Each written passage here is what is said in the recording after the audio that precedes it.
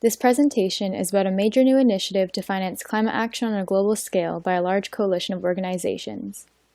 Before I outline this new initiative, I will outline why this funding is so urgently needed through a sequence of specially selected short videos. The first video is called the Production Gap 2020 Special Report by the Stockholm Environment Institute, which illustrates the urgent need for large-scale climate action now.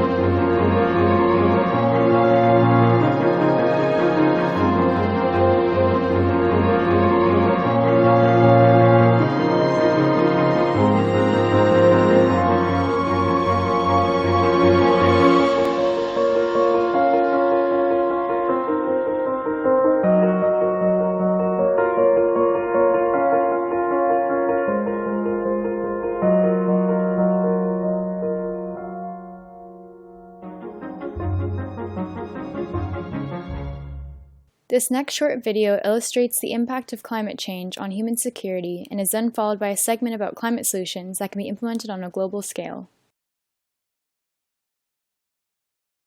When people think about climate change, they usually think about the impact on our environment and endangered species. But what they don't think about nearly as much is its impact on human security.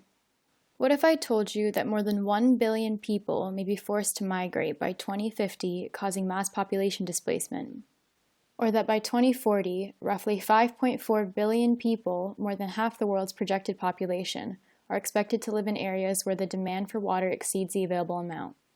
These issues lead to the breakdown of societies, with increased conflict and political and economic instability. How can all this be possible? Climate change is a threat multiplier. It aggravates other stressors which together can threaten a nation's stability. Many national security, intelligence, and military experts are becoming increasingly alarmed about this issue. Motivated by projections of dire consequences, they are coming together from all across the globe. They represent organizations including the International Military Council on Climate and Security, composed of senior military and security experts from over 30 different countries, and the National Security, Military, and Intelligence Panel on Climate Change in the U.S. Additionally, many civil society organizations, such as the global nonprofit think tank, the Institute for Economics and Peace, have also become concerned about this problem. To sound the alarm, these organizations have recently completed major reports about these issues of human security that will be experienced worldwide. These experts all indicate that big things are happening and big things need to be done to mitigate the impacts of climate change on human security. So where do we go from here?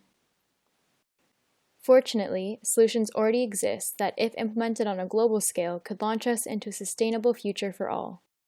There are a wide range of solutions available now, many of which can be grouped into three main categories: decarbonization of industry, energy storage, and carbon sequestration.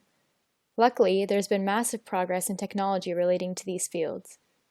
Many technologies and nature-based solutions are available now and can be implemented on a global scale. Here are some examples.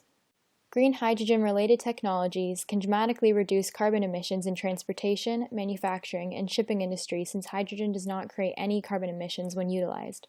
For example, now you can purchase long-haul transport and local delivery trucks that are powered on hydrogen. As well, there is now a steel production plant powered by hydrogen. Energy storage technology has been rapidly developing, with the cost of battery storage plummeting in recent years.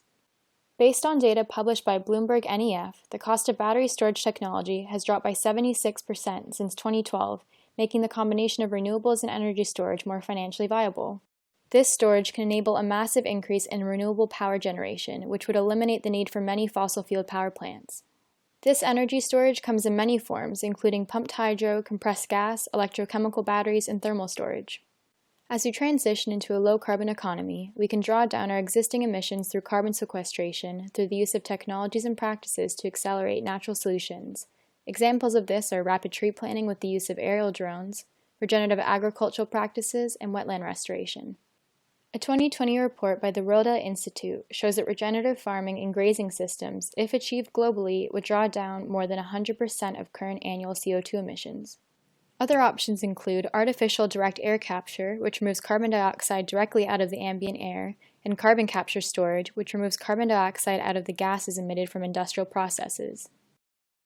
The need for climate change mitigation is urgent. The technology and nature-based solutions are ready, and they need to be implemented immediately, simultaneously, and on a global scale.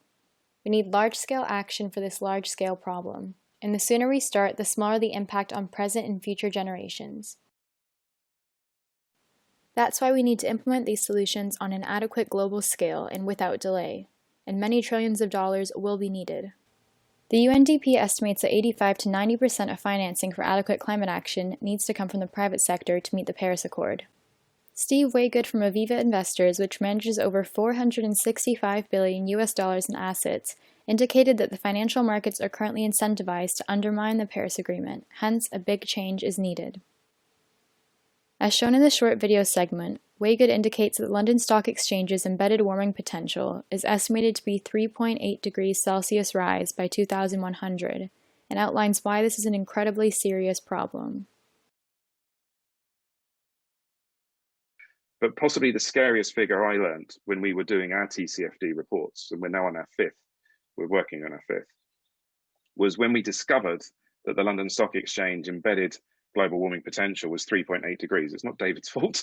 It's the companies that are listed on the exchange. If you were to use all the proven and probable reserves and the other forms of energy that are listed there, then we will head much more rapidly towards 4 degrees than the 1.5 degree scenario of the Paris Agreement. There are any number of reasons why we should care about that. The world's coral reefs will effectively have all bleached. The world's lungs, the rainforests will be collapsing. We will see about 75% of the world's population no longer able to live where they do today without air conditioning. So that huge amount of migration is actually where we're heading business as usual. That's why we've seen now over 2,000 pieces of policy and regulation around the world. Some countries have more than 30 to try and internalize the externality, as it's called. So this pace of change, not just these policies and regulation, but also litigation. I learned recently that there's been over 1,500 separate legal cases now in the last few years on climate change. Whatever you do, if you're non-executive directors, make sure your business is not exposed to that litigation risk. Make sure you are doing something about this problem. Make sure you are governing it and that you've got a clear articulation should the lawyers come. And they really may. I mean, as an insurance business, our directors and officers' liability insurance and the extent to which it underwrites this kind of risk is an issue for us. So if it's an issue for us and you have D&O, you need to think about that too. So that's the pace of change and where it's coming from. Huge policy shift, phenomenal agreement within the Paris Agreement. However, it doesn't yet set out a vision, a plan, and a process for finance. That I'm expecting to see at COP26. And under Mark Carney's continuing leadership on this agenda, he's advising the UN, he's advising the UK, and there are any number of, I think, phenomenal ideas currently emerging that we could make happen at COP26. More about that perhaps under Q&A. So that's about the pace of change. This next video by Aviva illustrates some of the problems with how the markets are incentivized, which is leading to pension money being invested in businesses that are negatively impacting our collective future instead of improving it. When you pay into your pension, how much do you really know about what happens next? Let's pretend for a moment you could follow your money on its journey and see what happens. It may seem complicated, but essentially fund managers choose how to invest your money. In order to make it grow, they often buy shares of large companies traded on stock exchanges around the world. And these companies play a major role in shaping the world we live in. Globally, hundreds of trillions of pounds are traded and monitored every minute of every day. And the performance of funds is available for everyone to see at any time. This sounds like a good thing, but it can actually lead to short-term decision-making. Let's look at why. Imagine the pressure you would face from being constantly monitored. Fund managers need to show the investments they make are growing in the short term. Also, stock exchanges and investment banks make more money the more shares are bought and sold. As a result, companies are also pressured to act in the short term to show immediate returns. To make things worse, if CEOs report their company's performance too frequently, the bigger picture gets ignored. Long-term benefits, such as investing in innovation, workforce skills, or the efficient use of natural resources, slide down the priority list, as do the societal and environmental impacts of things like carbon emissions and air pollution. In the long term, this can actually lead to weaker companies and lower profits. Because in reality, it's good companies that treat their customers, employees, the local community and the environment well that will make sustainable investments. Think back to the beginning. You invested in a pension product for your future, but it's actually likely to be invested over shorter and shorter timescales. Your goal was to create a better future for yourself and your family, but the result could well be a future you'd never have chosen. No one designed this system. It's evolved over time and under the assumption we have unlimited natural resources. But we don't. Up next is a short video that introduces the major new initiative by a large coalition of organizations that was mentioned earlier in this presentation. That's why we need to implement these solutions on an adequate global scale and without delay, and many trillions of dollars will be needed. Fortunately, there's a significant new initiative underway being carried out by a large coalition of organizations, including some of the world's leading financial institutions, such as Aviva investors. The first phase of the initiative is to develop and finalize a global private finance agreement called the Glasgow Private Finance Accord, the GPFA, that can be adopted by the parties at COP26, the UN Climate Change Conference scheduled for November 2021 in Glasgow. The GPFA would ask participating financial institutions, or FIs, to collectively demonstrate their commitment to aligning their business models to the Paris Agreement and ask the companies they finance to do the same. Once the GPFA is finalized and agreed upon by a substantial number of the parties at COP26, this coalition would establish a new global financial platform called the International Platform on Climate Finance, or IPCF. The intention of the IPCF will be to mobilize at least $1 trillion of new investment capital every year for the next 15 years to help put the world on the path to a net zero transition. This coalition, the Coalition for IPCF, is bringing together central bankers, finance ministers, and CEOs from some of the world's largest financial institutions for the first time in order to focus on creating and implementing this type of funding platform for climate action. They plan to use the IPCF to raise money from the global financial system and deploy it in a way that ensures markets support the Paris Agreement rather than undermine it. In order for the IPCF to be established and effectively fund climate solutions on a global scale, a substantial number of the parties at COP26 need to reach agreement on the final text of the GPFA. Therefore, we encourage everyone to learn about this important initiative and consider supporting the GPFA's adoption at COP26. The clock is ticking and the ball is in our court. The time to act is now. For more information on climate solutions, as well as how we can support this initiative, visit climatesan.org/CSSF. A key feature of the Glasgow Private Finance Accord, or GPFA, is that it would ask participating financial institutions, FIs, to collectively demonstrate their commitment to aligning their business models to the Paris Accord, and ask those companies they finance to do the same.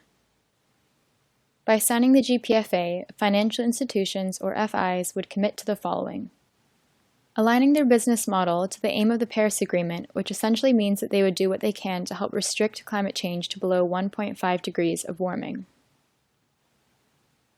Using their influence with other FIs, companies, and governments to urge alignment to the Paris Agreement, including signing the accord where appropriate.